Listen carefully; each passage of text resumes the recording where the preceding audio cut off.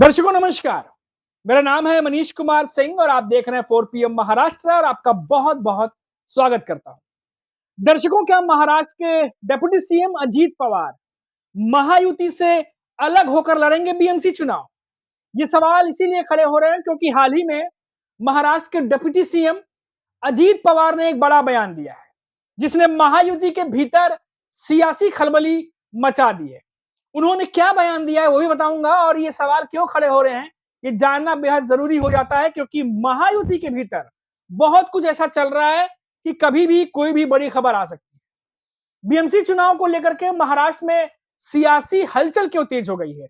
इस बीच प्रदेश के deputy CM और एनसीपी प्रमुख अजीत पवार ने बड़ा बयान देकर प्रदेश की सियासी पारे को और चढ़ा दिया है। उन्होंने महायुति के साथ चुनाव लड़ने के सवाल पर साफ तौर से कहा कि आगामी नगर पालिका चुनाव में हालात और मांग को देखकर इस पर फैसला लेंगे।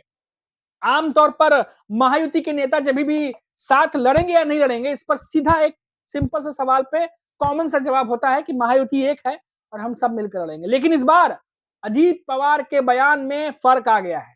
उन्होंने कहा कि हालात और मांग को देखकर फैसला लेंगे। उन्होंने साफ कहा कि ये जो बयान बता रहा हूं, इन्होंने ये नहीं कहा कि हम महायुति एक है और हम सब मिलकर लड़ेंगे। उनका जो बयान था वो था कि हालात और मांग। अब पुणे में मीडिया से बातचीत में महाराष्ट्र के उप मुख्यमंत्री अजित पवार ने कहा कि हमने विधानसभा और लोकसभा चुनाव महायुति के साथ रहकर लड़ा था, लेकिन आगामी नगर पालिका चुनाव के लिए हम हालात और मांग देखकर निर्णय लेंगे। ये बात डिप्टी सीएम ने कही और जैसे ही अजित पवार ने ये बात कही उसके बाद पूरा सियासी मामला जो है वो अब उथल पुथल होना शुरू हो गया है। अब महायुति के घटक दल जैसे बीजेपी और एकनाथ शिंदे की शिवसेना, उनके नेता क्या कह रहे हैं? उनके नेता कह रहे हैं कि सभी मिलकर ही बीएमसी चुनाव लड़ेंगे। पिछले महीने अगस्त में महाराष्ट्र से बीजेपी नेता संजय उपाध्याय ने दावा किया था कि बीएमसी का जो चुनाव है वो और जो बीएमसी है वो महायुति जीतेगी और महापौर जो है वो महायुति का बनेगा। उसके अलावा देखिए दोस्तों, साथ ही साथ कहा कि पीएम नरेंद्र मोदी के नेतृत्व में और मुख्यमंत्री देवेंद्र फडणवीस के मार्गदर्शन में बीजेपी महायुति गठबंधन के साथ मिलकर चुनाव लड़ेगी। ये बात बीजेपी के नेता कह रहे हैं दोस्तों, लेकिन अब देखिए कि बीजेपी के ही गठबंधन के नेता उनसे राय जो है उनकी कैसे अलग हो गई है। गठबंधन की जो ताकत है, बीएमसी चुनाव से पहले जब विधानसभा लोकसभा चुनाव हुआ था तो महायुति की जो गठबंधन वाली ताकत है वो देखने को मिली थी, क्योंकि लोकसभा में तो भले हार मिला उनको, लेकिन विधानसभा चुनाव में उन्होंने कम बैक किया और इसीलिए ये बात उठ रही थी कि क्या विधानसभा चुनाव में जब मिलकर लड़े हैं तो बीएमसी चुनाव में भी मिलकर लड़ेंगे। अब इस पर बीजेपी ने क्या कहा, अजीत पवार ने क्या कहा। अब जरूरी ये हो जाता है कि एकनाथ शिंदे क्या कह रहे हैं। बीएमसी चुनाव को लेकर एकनाथ शिंदे क्या कह रहे हैं ये जानना इसलिए जरूरी हो जाता है क्योंकि इन दिनों फडणवीस और एकनाथ शिंदे के बीच में दरार जो है पहले से थोड़ी मोटी हो गई है। महाराष्ट्र के डिप्टी सीएम और शिवसेना प्रमुख जो शिंदे गुट की शिवसेना है, उन्होंने कहा कि पिछले महीने उन्होंने दावा किया था कि महायुति में शामिल पार्टियां साथ मिलकर लोकल बॉडी का चुनाव लड़ेंगे। शिंदे के इस चुनाव में जीत का भी भरोसा जताया था उन्होंने।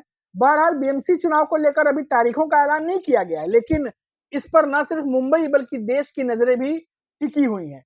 तो एक तरफ एकनाथ शिंदे हैं जहां कहते हैं कि महायुति मिलकर चुनाव लड़ेगी, एक तरफ बीजेपी है जो कहती है कि मिलकर चुनाव लड़ेंगे। लेकिन अजीत पवार के बयान थोड़े बदले हुए। क्या चल रहा है अजीत पवार के मन में, इसीलिए कह रहा हूं दोस्तों क्योंकि अभी 2 दिन पहले हमने आपको खबर दिखाई थी कि कैसे बीजेपी के गढ़ में, जो नागपुर का पूरा एरिया पड़ता है उस तरफ के पूरे जो एरिया है, वहां पर अजीत पवार जो है वो तैयारी कर रहे हैं, सभाएं बुला रहे हैं, बैठकें कर रहे हैं।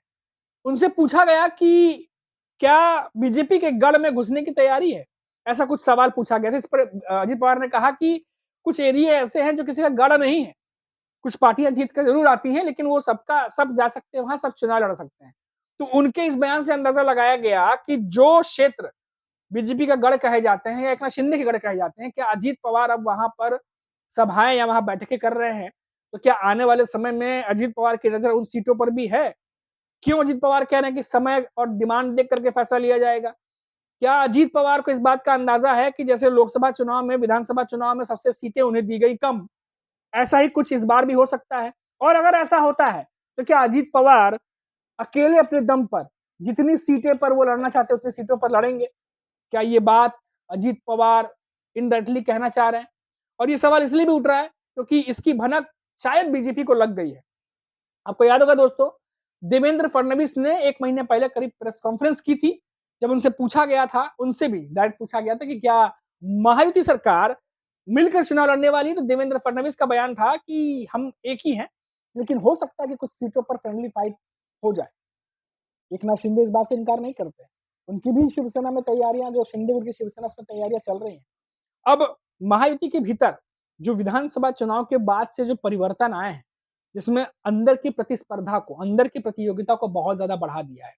कोई भी पार्टी दूसरी पार्टी से पीछे नहीं रहना चाहती है, क्योंकि उन्हें पता है कि अगर हम पीछे रह गए तो भले सरकार में रहेंगे, ना हमारी बात मानी जाएगी, ना हमारे पास अहम पद रहेंगे, सिर्फ नाम मात्र के लिए हम सरकार में रह जाएंगे शामिल।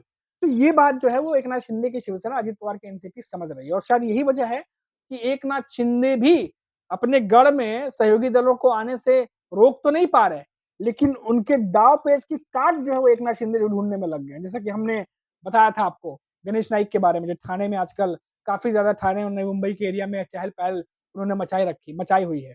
बीजेपी नेता है गणेश नाइक, बहुत बड़े नेता है, कैबिनेट में भी है। और इसीलिए कहा जा रहा है कि क्या ये जो आपसी खींचतान है महायुति के भीतर, क्या ये आने वाले समय में बीजेपी को भारी पड़ सकती है? क्या एकनाथ शिंदे, अजित पवार अगर ज्यादातर सीटों पर अकेले लड़ने की ठान लेते हैं, तो क्या बीजेपी को उनका सामना करना पड़ेगा? और क्या बीजेपी विधानसभा चुनाव के बाद, क्या बीजेपी ने भी तैयारी कर रखी है कि वो सीटों पर अकेले लड़ेगी? क्योंकि विधानसभा चुनाव के बाद दोस्तों, पहले बीजेपी की पार्टी की तरफ से ही ये खबरें आ रही थी कि उनके जो पॉलिटिकल रणनीतिकार हैं, वो कह रहे हैं कि बीजेपी को अकेले दम पे लड़ना चाहिए। आरएसएस की तरफ से भी फीडबैक दिया जा रहा है कि बीजेपी को अकेले दम पे लड़ना चाहिए, ना कि साथ में। तो क्या ये जो विधानसभा चुनाव के बाद से जो भनक मिलनी शुरू हुई थी, क्या इससे सचेत हो गए एकनाथ शिंदे, अजित पवार? क्योंकि समय रहते सचेत हो जाना ही जरूरी है। और क्या अजीत पवार इसीलिए इन दिनों जो बयान उनके मिल रहे हैं, अभी 2 दिन पहले जब वो बीजेपी के जो गढ़ कहे जाने वाले क्षेत्रों में जब वो बैठकें कर रहे थे अपने पार्टी के नेताओं के साथ, तो उनसे जब पूछा गया कि आपकी बैठकें ऐसी जगहों पे हो रही हैं जो बीजेपी का गढ़ है, तो उन्होंने कहा कि कोई किसी का गढ़ नहीं होता, कुछ सीटें ज्यादा जीत कर जा सकते हैं, पर कोई किसी का गढ़ नहीं होता, कोई भी कहीं से भी सीट जीत सकता है, लड़ सकता है। तो इस बात से अंदाजा लगा कि लगता है कि अजित पवार जो है वो बीजेपी के गढ़ में घुसने की तैयारी कर रहे हैं। और अब जो ताजा बयान आया है कि मांग और समय को देखते हुए फैसला लेंगे कि साथ लड़ना या नहीं लड़ना। यानी अभी भी अजीत पवार पूरे मूड में नहीं है कि मायावती में रहकर लड़ा जाए या नहीं लड़ा जाए। और सबसे बड़ी बात आपको बता दें दोस्तों कि ये निकाय चुनाव है महाराष्ट्र का, इसमें क्षेत्रीय पार्टियों का प्रभाव भी उतना ही देखने को मिलता है जितना राष्ट्रीय पार्टियों का देखने को मिलता है। तो ऐसा नहीं है कि कांग्रेस बीजेपी बहुत ज्यादा हावी रहेगी और जो अन्य पार्टियां हैं महाराष्ट्र की वो कम पड़ेंगी, ऐसा नहीं है। ये लोकल बॉडी के चुनाव है, बीएमसी के चुनाव है। हमने देखा है पहले भी कि शिवसेना का कैसे 2 दशकों से ज्यादा से समय से इस पर वर्चस्व रहा है। उद्धव ठाकरे की शिवसेना जब एक हुआ करती थी, लगातार कई सालों से बीएमसी पर काबिज है, मजबूती से बैठी हुई है, और उद्धव ठाकरे को वहां से हटाना बहुत मुश्किल है। और शायद इसके तहत रणनीति उद्धव ठाकरे बना भी रहे हैं। कल हमने आपको खबर ही बताई थी कैसे 100 दिन का जो चुनावी योजना है वो बन चुकी है, बड़ी बैठक हुई है। तो ये पूरी चीजें अभी महाराष्ट्र में चल रही हैं।